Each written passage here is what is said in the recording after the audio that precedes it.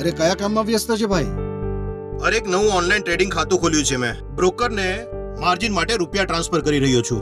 કયા માધ્યમથી? તેણે એક યુપીઆઈ આઈડી મોકલ્યું છે. એ ચોક્કસ તપાસી લેજો કે એ યુપીઆઈ આઈડી ચકાસાયેલું છે કે નહીં. ઘણીવાર છેતરપિંડીયુક્ત યુપીઆઈ આઈડીમાં રૂપિયા ટ્રાન્સફર કરવાથી નુકસાન થઈ શકે છે.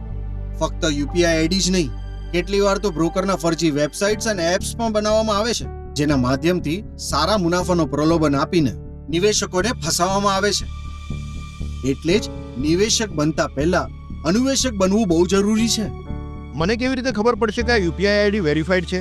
નાણાં બજારમાં રોકાણકારો માટે યુપીઆઈ પેમેન્ટ્સને વધુ સુરક્ષિત બનાવવા માટે સેબીએ તમામ નોંધાયેલા મધ્યસ્થીઓને સૂચના આપેલી છે કે તેઓ પોતાના રોકાણકારોને ફક્ત ચકાસાયેલું જ યુપીઆઈ આઈડી આપે.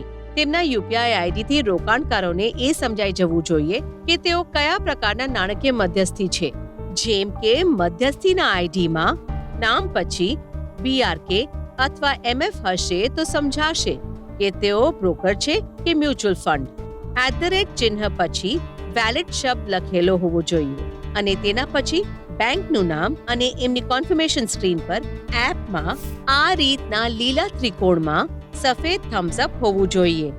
તે સુરક્ષિત અને ચકાસાયેલ હોવાનો પુરાવો છે. વાહ, આ તો ખૂબ જ સારું છે. હવે હું ચિંતા કર્યા વિના મારા પૈસા ટ્રાન્સફર કરી શકું છું.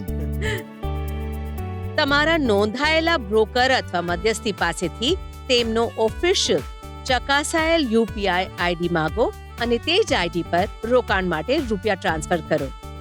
સમજદાર બનો, સાચો રોકાણ કરો. An investor awareness initiative by SEBI.